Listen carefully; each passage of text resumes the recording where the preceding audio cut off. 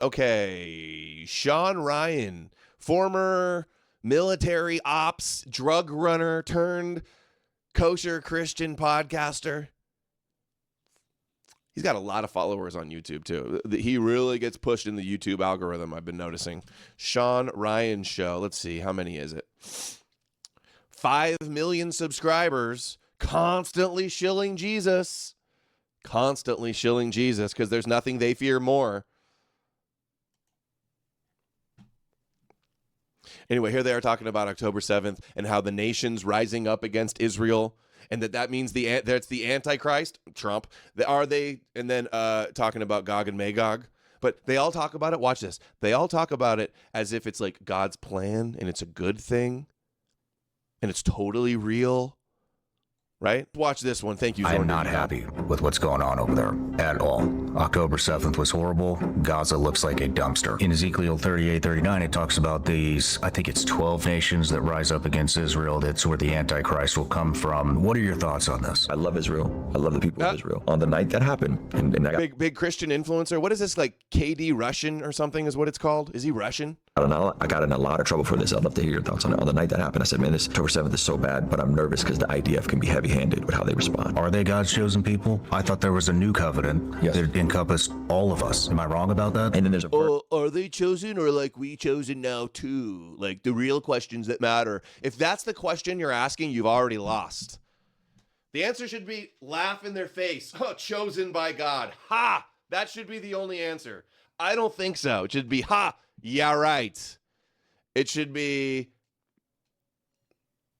chosen, bow down to your Messiah. forget about it. No, forget about it. That should be the only answer. That says, and all Israel will be saved. I don't know what to do with that. I don't know how that all works. I think it did. You know, I called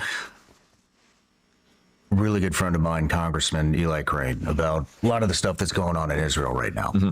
And, you know, and I had a conversation with him about, you know, I'm not interested in what people think. He interviews so many kooky Christians. I'm interested in what the scriptures say. Mm-hmm. And I'm confused by a lot of the scriptures. And it was literally like brought up, a drug running. Ezekiel 38, 39, several times to me. Read it, didn't really understand it. I don't know if he's talking about at the time or this is going to happen in the future, but it basically says that all the nations will rise against Israel. Mm-hmm. We see a lot of that happening right now. I am not happy with what's going on over there at all. This video, just the full upload, has 500,000 views 4 days ago.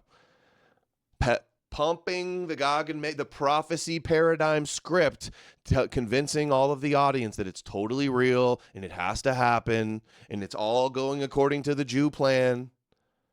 October 7th was horrible. Gaza looks like a dumpster.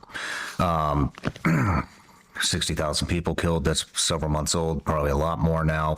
You know, bombed Catholic churches in Libya, in Gaza, rumors of one in Syria. I mean, I'm not happy with what's going on over there. But, you know, at the same time, when we see this, the rise against Israel, and it's, once again, it's everywhere in my feed. You click on one thing, you want to hear what somebody says, the next thing you know, that's your entire feed. Mm-hmm. You know, and it is in every comment section, doesn't matter what the post is, mm-hmm. You know, everything, you know, there are people out there that claim everything is Israel's fault. In Ezekiel 38:39, it talks about these, I think it's 12 nations that rise up against Israel. Dude, have I not been saying this is coming for years? Have I not been pointing out that this dialectic, this kosher Christian Muslim opposition to Judaism? Needmore Amalek says the entire internet has become 4chan. Pretty much. And what are they all saying? It's prophecy. It's supposed to happen. It's part of the plan. And it's all real. It's all biblical. That's where the Antichrist will come from. Mm-hmm. And so, you know, I'm curious about what are your thoughts on this?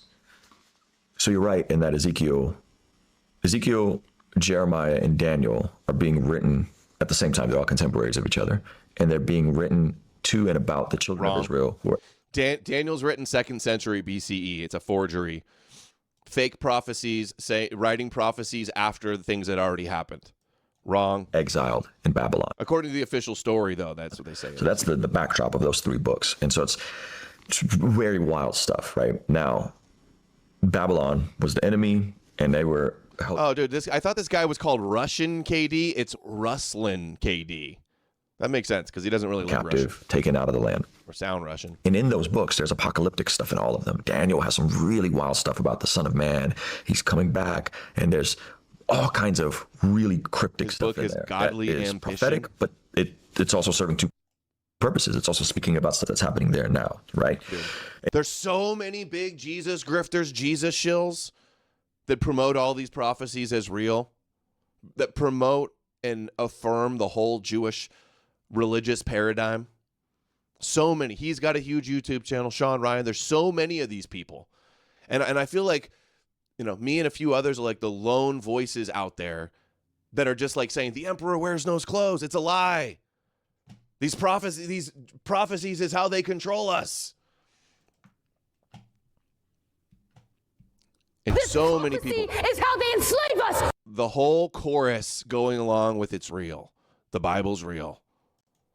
Most Satanist. Gotta believe in Jesus. Alex Jones, right? And so my thoughts on all of it, man, is I think October 7th was awful. I love Israel. I love the people of Israel. But on the night that happened, and I got in a lot of trouble for this. I'd love to hear your thoughts on it. On the night that happened, I said, man, this October 7th is so bad. I said, but I'm nervous because the IDF can be heavy-handed with how they respond. And I got torched by the Christians. What do you mean? You're a Christian. How dare you say the IDF can be heavy-handed? The day Benjamin Netanyahu got reelected. And it was tense because they don't have a two-party system. He had to connect with the far right, the ultra-Orthodox folks, to build a coalition. And they don't have a two-party system. There's multiple parties. So he already wasn't popular. And you align yourself with the far right in Israel. I'm not sure how much you know about the far right in Israel. It's a lot of the ultra-Orthodox. They don't work. They don't serve in the military. They just read Torah and pray all day. And that's their service to Israel. Everyone else in Israel has to serve 2 years in the IDF. So they're already not, that coalition he made was already not popular. And I could sense it. And I got friends in there in Israel that are Armenian. I got friends in Israel that are Christian. I got friends in Israel that are Palestinian. I'm hearing all of their different takes. Some folks that love Israel that are Palestinian, some folks that dislike Israel that are Palestinian. And so back then it was clear as day that, something's about to go down. There was a weight to that. And they were trying to explain all this to me. And I'm just like, I don't understand Israeli politics, right? But what we're seeing, I think, is the overflow of a government that is heavy-handed. And they also have the backdrop of the Holocaust over their legacy. So it's never again, we're going scorched earth. Mm-hmm. And it's like, wait a minute, there's churches. We're going scorched earth. Wait a minute, there's civilians. We're going scorched earth. Now, if I give them the benefit of the doubt, are they intentionally blowing up churches? Are they intentionally blowing up civilians? Are they intentionally bringing harm? I really would like to say no. I would like to believe they aren't. I would like to believe there's more checks and balances in place. Do they have a right to defend themselves? Yes. Do they need to clean it up and fix it? Yes.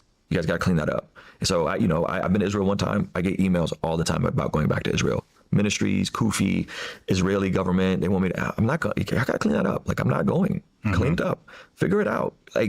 It's been 2 years. As long as they're not bombing October 7th, then he'll go on the Israel trip. Then he'll go with all the Christians and enjoy his holy land where Jesus walked. This was supposed to be this is Israel under a different period. So Andrew Klavan from the Daily Wire will say stuff like, I don't think Andrew Klavan is a Christian. I don't think Ben Shapiro needs to come to faith in Jesus because he's doing great as a Jew, right? And it's like, no, Ben Shapiro needs to come to faith in Jesus. I want Ben Shapiro to be a Christian. I'm not going to water that down. He needs Jesus. So you're getting at dispensationalism. I hold to the view that the church is the continuation of Israel, and God has something planned for Israel, and I don't know how it's all going to work out. There seems to be a lot. God has a plan for Israel. A lot with just the establishment of them as a nation. A lot with these things, and so we've had these debates on. Go like the prophecies say. They got to be established as a nation. My channel before, we've wrestled through the scriptures before, and there's a lot in here about all Israel will come to faith in Jesus at some point. Mm-hmm. In Romans. I think it's Romans 10. I'm trying to find the verse for you right 11. Now. How it all plays out, it sure does seem like, man, everyone's rising up against Israel, but is Israel being sloppy? Those are questions someone like you is way more equipped to answer than me. I don't understand the geopolitics. I don't understand just war theory the way you do. But it seems like, man, the church is a church. I would say it's the continuation of New Israel. And God has some sort of plan for his original people. And that's in scripture. That's in Romans. How that works? Oh, I wish I knew. I don't. Dude, by wanting to be the new Israel, you're validating like the old Israel, the concept of Israel. Who could deny that? It's elevating it, affirming it. I don't know. So Romans 10. Israel isn't real. But not all Israel accepted the good news. For Isaiah said, Lord, who has believed our message? Who would watch this slop? 500,000 watch the full podcast, and I'm sure they've clipped it up and put it all over. It's probably gotten 10 million views. Oh, the Christians are loving this. Loving this. They can't wait. Wait till you see the Tucker clips we're going to play here in a second, too, about faith comes from hearing the message, and the faith is heard through the word about Christ. But I did ask, they did not hear. So this is talking about Israel hearing but not accepting. Paul is talking about how he's so distraught that his people, Israel, aren't coming to faith. So sad. And then there's a verse. So sad the Jews aren't Jewing right. So sad the Jews aren't worshiping the Jewish Messiah that was meant to conquer the world. It says, and all Israel will be saved. And I don't know what to do with that. Like, I don't know how that all works. Mm-hmm. I would like to believe that there's going to be some sort of revival where the Jews will come back to faith, right? Dude, here it is. This is all he wants. Romans 11:25. It says, "I do not want you to be ignorant of this mystery, brothers and sisters." It's like the only problem the Christians have with Jews is that they don't believe in the Jewish Messiah, who they think is the Jewish Messiah. He's got refugee born in Baku. Bless God shop. Oh, he's selling his Bless God merch. Reminds me of Anomaly. What was his search? His brand was like God bless, right? Same exact brand name. So that you may not be conceited. Israel has experienced the hardening in part until the full number of Gentiles. Dude, the Jesus industrial complex come in. So Paul's going out to the Gentiles, the Jews. They don't like that. Whoa! I just realized he lives by me. I can't believe he says where he lives. He lives by me. He's writing to a mixed church in Rome, both Gentiles and Jews. Gentiles are just non-Jewish people, non-Jewish Christians. Verse 26, and in this way, all Israel will be saved. As it is written, the deliverer will come from Zion. And then, he will turn godlessness away from Jacob. This is my the book says, when I take away their sins. As far as the gospel is concerned, they're enemies for your sake. But as far as election is concerned, they are loved on accounts of the patriarchs. For God's gifts are irrevocable. There's a lot of tension there. It says all Israel will be saved. It says they're hardened right now, but it says that because of the patriarchs, because of Abraham, because of Jacob, that at some point it sounds like God's gonna turn Israel to him, back to Jesus. I don't know how that works. Me neither. You're just supposed to make them envious. See, affirming all of this nonsense written by Saul the Pharisee. They always have some Jesus-centered. I don't know how it works either. I mean, and then there's the other hand where you hear, the only way to the Father is through me. Mm-hmm. Well, if they don't believe in him, how do they get there? Yeah. And what happens to all of the Gentiles who didn't believe? I mean, what is the Jew God going to do with all the Gentiles? What do you think? You think we're going to burn in hell? You think Jesus is going to smite the earth and rule us with the rod of iron? Think he's going to tread the winepress? Different? We done a different, system? Yeah. What do you mean by a different timeline? Dispensationalism is the view that there's different dispensational periods and that God interacts with his people. The Jews rejected Jesus, but they're going to believe in the end. Every knee will bow, like the Jew book says. I can't take these people serious anymore. I'm such Messiah fatigue. Prophecy fatigue in different agreements, and so the Jews are under a different dispensational period, and we as Christians are under a new one. So sometimes that can look real wonky, and saying like Christians are like really into Israeli stuff and just give Israel a blank check to do anything. Mm-hmm. That's how that thousands can look, of right? churches, thousands of podcasts, all having this conversation, all without even batting an eye, even questioning if it's real, if the premise is true, if the foundation is rooted in reality, and it's not. Complete brainwashing. And then these idiots go, oh, there's nothing they fear more. They're trying to destroy Jesus. Yeah, well then why am I banned and these guys aren't then? Why is all the Jesus shit flourishing and propped up in all of the algorithms? All the biggest pro-Israel people are pro-Jesus. All the biggest voices that are anti-Israel are pro-Jesus. It's just, we're cooked. We're cooked. Everybody's voiced. Good. I like that, Fat Bob. Foisted upon you through the mainstream alternative media stars like this. All the Abrahamic echo chamber gatekeepers. I don't want to name names on here. We've talked about this on my channel extensively. I had my friend on who's a dispensationalist, and we were trying to kind of hash this out, because he was like, you sound like a dispensationalist. I'm like, I'm not a dispensationalist. You need to believe in Jesus, right? Whereas covenantal theology, which would be, hey, there are different covenants that God has, and we are under the new covenant, and the church has replaced Israel as the new Israel. So we're the new Israel. Now we're the new chosen people. The chosen people's real, but we're the new ones. But the Jews will be saved in the end. God has a special plan for the Jews. The Jews were chosen, but we're chosen now. Like, all of this is just circling the wagon so bad.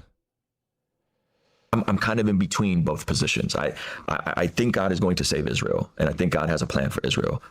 I don't know how that works. No matter where you're watching Shawn Ryan, we kicked them out because they did Jew magic, right? Yeah, they said bad things about Jesus, and they did Jew magic, and they killed God, so we kicked them out. Here's more of the prophecy. The reason I say that is prophecy that, like, today is supposed to be the rapture that's going viral all over TikTok. In the end, there will be rumors of wars and earthquakes, and all these things will happen. The Jew book says in the end, right? This is the crazy part about all this. End of days, all this wars of war. And the end of Matthew 25 is about the sheep and the goats. This almost sounds like some conspiracy that was put together. The reason I say that is Yeah, good. He almost got it. I don't know what he's talking about, but yes, the Bible is a conspiracy that has been put together. A prophetic conspiracy that the Jews were chosen by God and have prophecy powers about the ends. And Trump is well aware. They're all shilling it. Prophets to say the world will come to an end in the Middle East. You know that, right? You either believe in the prophecies or you don't. Total kook interview. it was just in my lifetime. The beautiful part about Matthew, you're talking about Matthew 24, is the end of Matthew 24. Jesus says in verse 36, but about that day or hour, no one knows, not even the angels in heaven, nor the Son, but only the Father. I feel like that would be like me saying, when the end times come. Isn't it so beautiful that, like, we don't know when the Jewish end times script is going to play out? Isn't that so beautiful? The end times wars and the suffering and the tribulations and the birth pangs of the Moshiach. Isn't it beautiful? Hey, isn't the end times Jewish movie script just beautiful? You'll start to see men cheating on their wives. You know what I mean? And it's like, men have been cheating on their wives since the beginning of the time. Not all men, but Jesus is coming back. The world is going to get dark. It was Matthew. Okay. It was in Matthew. The world's going to get dark, but Jesus is going to save us. So have no fear, Goyim. Trust the plan. These people aren't saying, doesn't that, when they say things like that, is that what it sounds like to you in your head? It's going to be really bad, but it's got to happen because Jesus will come and save us. We just got to believe that that the Jews were chosen and have magical powers. You just got to believe in all the Jew magic, okay? And you'll be saved in heaven when you die. And I open it up, and it's about the end of the world. And I'm like, well, this isn't the inspiration I was hoping for. Desolation. Dude, look at this set. Look at this About 5 the end of the million world. subscriber set. All these guns, all this liquor, the studio. And what does he promote? Christian Goyslop. Christian Goyslop, the manly, masculine military guy on his knees for Rabbi Yeshua, shilling the military slop. Having on every big kosher Christian influencer. And it was talking about, he was talking about, in the end, there will be rumors of wars and earthquakes, and all these things will happen.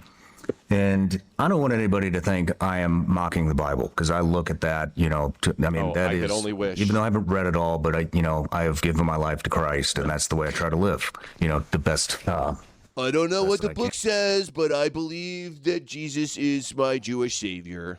Isn't that so funny? He's like, I don't really know anything about it, but Jesus makes me feels good. I want to be a part of the Jesus club. And I guess, right? But, a lot of the guys on my team are Thank you. very a lot more educated on the Bible than I am, you know, from their upbringing and stuff. And so I called Darren. He's my lead editor. Or I didn't call him, I was texting him, and I was like, you know, man, I was like, I need to speed this up. They talk too slow. this almost sounds like some conspiracy that was put together. And, you know, the reason I say that is I was just in my life, you know, rumors of wars and wars. There's, you know, very young, we had Desert Storm. The U.S. spent 20 something years, you know, in Afghanistan, Iraq, we've been to Somalia, we've been to Panama, we've been to Colombia, you know, and I was like, I don't even remember a time where there wasn't war. Guys, when I say Christian, this guy peddles Christian Goyslop and has made himself a fortune and is boosted by the algorithms. I'm not kidding. Go look at the shorts. Other channels create shorts of him and his guests too. It's everywhere. My whole feed will be clips of this guy interviewing kooky Christians. They all peddle it. Where do you see Jesus is a Jewish myth promoted on a big platform anywhere? Anywhere.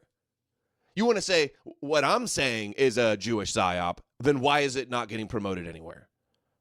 Where's all the big podcast channels having guests on to expose that Jesus is a myth created by Jews? Where's that? You don't see it anywhere. But History Channel and the magazines at the checkout stand at the grocery store and a church on every corner and the YouTube and Facebook and TikTok algorithms. Constant Christian Goyslop. Goyslop fiction. We're inundated with it. We're outnumbered by the masses of cattle, sheep, Goyim, slaves of Zion, on their knees worshiping the Jewish Messiah, and nobody bats an eye. You guys all see it. Doesn't anyone notice this? I feel like I'm taking crazy pills. Jesus says in verse 36. Okay, we saw that clip. It's the same one, I thought. I think that the big Okay. 3.9 thousand likes. Listen to this. This is sad. He talks about he was abused as a child. I said in the beginning it was his priest.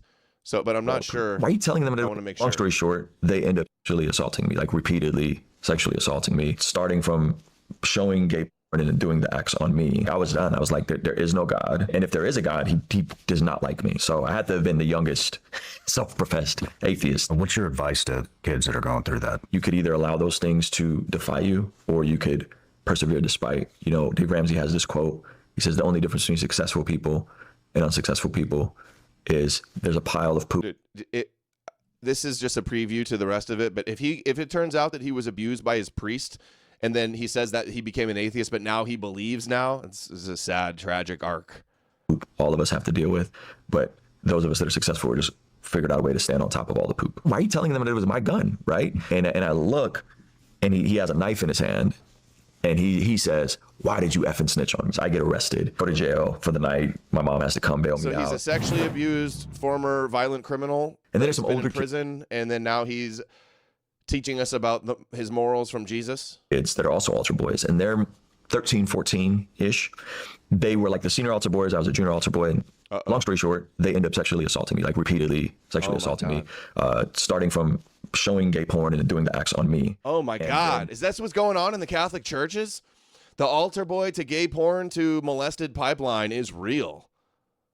In the midst of all that, it was framed as if I, as a 7-year-old, initiated. 7 years old? Yeah, 7 years old, 7, 8 years old, that I was the one So that like fun. initiated this stuff. So even in the way it was framed was very twisted. Oh, they blamed The church the victim. didn't do much. They didn't do Oh my anything. God. The church covered it up. Typical. Wow. A story old as time, huh? At the same time, my dad remarries, and my mom was bitter at the church because they remarried him. They shouldn't have remarried, technically, according to her, because they were, I guess, not divorced. This is according to her. So she's angry at the church because they remarried my dad. I'm like, this happened by these guys I met at the church, and you guys didn't do anything. And so, like, I was done. I was like, there is no God. And if there is a God, he does not like me. So I had to have been the youngest self-professed atheist walking around. Yeah. Damn, man. That's got to be What so do you- rough. I mean, there's a lot of kids that go through this, a lot more than I'd like to, think about. And I mean, just on the show, we've had so many, people that have been sexually abused, physically abused And they're all Christians. They all still by Christians. family, by neighbors, by whoever. And so I'm just, what's your advice to Trauma kids that are dumping going on through all of us, yeah. It's going to be all right. Mm-hmm. The trauma to Christ pipeline is real. God wanted him to get fingered so he could have faith, so he wouldn't be a 7-year-old atheist anymore. Is that the conclusion he came to? Oh, actually, it was Jesus. God works in mysterious ways. It was teaching him a lesson so that he could be this big YouTube star and tell his story. It's going to be okay. The grace and the mercy of God can do wonders in transforming our hearts and reorienting us back into a healthy place. Imagine today taking your kids to a Catholic church and leaving them alone, having your kid be an altar boy and leaving them alone with the priest, knowing the track record. There's going to be some work. I had to go to therapy. That I had onset PTSD. I didn't know that. As a child, I didn't know why I was the way I was. But as an adult, now married with a family, and I'm like, I gotta figure this stuff out. Like, why do I have these weird patterns and conflict? And go to therapy. Patterns and conflict? What, gay thoughts? Is that what he's talking about? He said he was married, but he's having patterns and conflict. What is it? Gay thoughts? Now married with family, and I'm like, I gotta figure this stuff out. Like, why do I have these weird patterns and conflict? And go to therapy, get good treatment, get counseling. Get around people that are gonna call you to more, and you could either allow those things to defy you, or you could persevere despite. Dave Ramsey has this quote. He says the only difference between successful people and unsuccessful people is there's a pile of poop all of us have to deal with, but those of us that are successful just figured out a way to stand on top of all the poop. And so that would be my advice. How'd you get yourself out of it? So something interesting happened. Growing up in San Diego, predominantly black neighborhood, my mom and me, and then there was another Armenian refugee family in the complex. So this is like a 8-unit complex. He's Armenian? And so I get into music. I get into hip hop. I love hip hop. I love the graffiti. This is the early 90s. So this is a little different than it is. But you're talking LL Cool J, Public Enemy, just a different time in hip hop. And then the gangster rap came on the scene. Wiggers and for so Jesus? I end up going down like just Doggy Style, The Chronic. Like, this is who's discipling me at this point. 8, 9 years old. I'm listening to Doggy Style, The Chronic. 4th grade, I got my ear pierced. And I remember going back to the Armenian right church, ear. and they had nothing to say about the sexual abuse that happened to me, but they were concerned that I got my ear pierced and I was listening to rap music now. Typical. Right, which is like, it's not even Catholic. just Armenian scales. church. So I get into gangster rap. Armenian Orthodox. The manager of our apartment complex. I guess the Orthodox do some raping too, apparently, and covering it up. Named Cherie Jackson. I'm still in touch with her till this day. Cherie, me and her son were best friends. His name's Steven. And Cherie was involved in some street activities. One night when Steven stayed the night at my house, we would do sleepovers back and forth. One night he stayed the night at my house. There's a drive-by and bullet holes on his side of the building. So I'm just painting a picture of who Cherie was. And took me to my first concert. I was like 9 years old. Definitely one of the only kids in the audience. One of the only white kids in the audience. I saw Dr. Dre and Snoop in concert live. This is 93. Dude, this is the worst story ever. And I get arrested at the age of 11 for breaking into a house. Oh my God. Our gang leader. Damn, at 11? At 11, yeah. Our gang leader was in jail, and we wanted to bail him out. And so we found out the same girl he was messing with told us she was messing with another dude, and he had money and stuff in his house. So we're like, we can break into here and take the money to go bail him out. That was the plan. Well, in the midst of that, I'm the smallest one. I'm in the window, the bathroom window, the little small little. I'm like in the window, and our lookout gets put into this armbar. It's like UFC armbar, and he wasn't a great lookout at all. So there's an ex-police officer that saw everything that was happening. So I get arrested and can't believe I'm hearing go to this jail story right for the night. My mom has to come bail me out, and I knew at that point, like, I'm not built for this life. Like, I am not a tough guy. Thankfully we weren't playing with guns and that sort of stuff. How but much I knew, more? like, I don't know how much more I can handle. At the same time, Cherie is coming to faith. People were getting trying to hear how he came complex. to faith. And now I have to do community service as a part of my probation. I wait till the last minute, of course. And the only way Dude, the rock bottom to Jesus pipeline. It's always the young, troubled, drug abused. and get the hours done as if I start doing it at Cherie's church and with Charles and Willie, who live next door to me. Blue collar guys. Charles had some kids that I was friends with. Willie. Oh my God, I can't. And then when he got caught with it, told the police. Oh my God. Sundays over the summer, school year was done. I couldn't see her. So. And we were going to get there, but he never. How did you remove yourself from the sexual abuse within the church? I just stopped going to church. Yeah, I just was like, I can't be around these dudes anymore. Like, it's just weird. It's awkward. Again, the way it was framed was that it was my fault and I initiated it. And how did they frame that? I mean, a 7-year-old? I had other people in the neighborhood come up to me and start asking me if I was gay. Like, I remember the word gay in Russian, that's my first language, sounds similar to the word. Oh, he is Russian. And so I remember someone coming up and asking me, like, are you gay? I thought he said he was Armenian. And I was like, oh, but that sounds like, what are you asking me? And then they had to explain it to me. And so they framed this whole thing as if it was me, a gay kid, trying to initiate the relations with these busted. Is that the truth? And so that made me very upset. Wow. Damn. What did they say? Did you guys approach him? Did your father approach him? There was like this kind of like community town hall meeting almost in someone's house. And I remember they were screaming and crying and saying it was me. It was all my fault. I was the one that did it. And I just kind of froze. I didn't know what to say. Like, I just cried and was like, no, and that's all I remember from that day. But yeah, it was like all the Armenian families in the neighborhood kind of got together, or maybe it was other kids' parents. Okay. Maybe my mom. All right. Cliff's notes, he was abused by his church, people at his church. He got in a bunch of trouble, and then he decided he could ease the pain by leaning on his Jesus crutch and become a big Christian influencer. And now he's made it on a huge, one of the biggest podcasts on YouTube, pretty much, to tell the story, to shield Jesus and Jewish prophecies.